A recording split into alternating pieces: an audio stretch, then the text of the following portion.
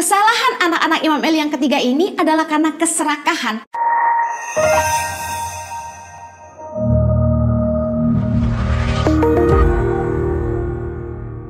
Saya ingin mengangkat sebuah kisah di firman Tuhan tentang kehidupan Imam Eli bersama dengan dua anaknya.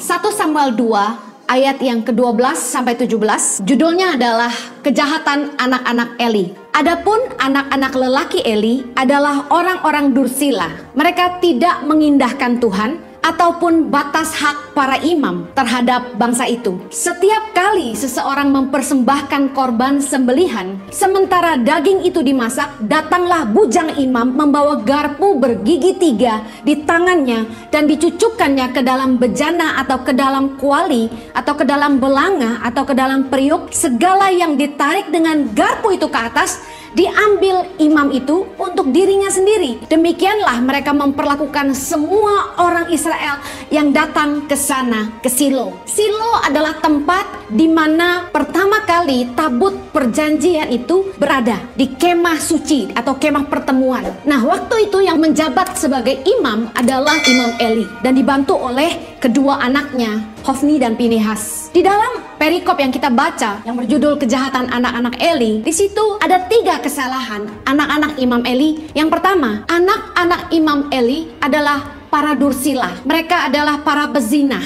Dalam 1 Samuel 2 ayat yang ke-22, firman Tuhan berkata begini, Eli telah sangat tua apabila didengarnya segala sesuatu yang dilakukan anak-anaknya terhadap semua orang Israel, dan bahwa mereka itu tidur dengan perempuan-perempuan yang melayani di depan pintu kemah pertemuan. Dari ayat ini kita tahu bahwa Tuhan marah karena Hofni dan Pinehas mereka meniduri perempuan-perempuan yang melayani di depan pintu kemah pertemuan. Dosa mereka yang pertama adalah mereka orang-orang dursila atau pezinah. Yang kedua, dosa anak-anak Imam Eli adalah mereka tidak mengindahkan Tuhan. 1 Samuel 2 ayat 16 dikatakan begini, apabila orang itu menjawabnya, bukankah lemak itu harus dibakar dahulu, kemudian barulah ambil bagimu sesuka hatimu? Maka berkatalah ia kepada orang itu, sekarang juga harus kau berikan, kalau tidak aku akan mengambilnya dengan kekerasan. Ayat 17, dengan demikian sangat besarlah dosa kedua orang muda itu di hadapan Tuhan, sebab mereka memandang rendah korban untuk Tuhan. Dosa Hofni dan Pinehas yang kedua adalah mereka tidak hidup takut akan Tuhan. Mereka tidak menghormati korban-korban bakaran bagi Tuhan. Mereka mengambil seenaknya mereka. Biasanya korban bakaran itu bersama dengan lemak-lemaknya harus dibakar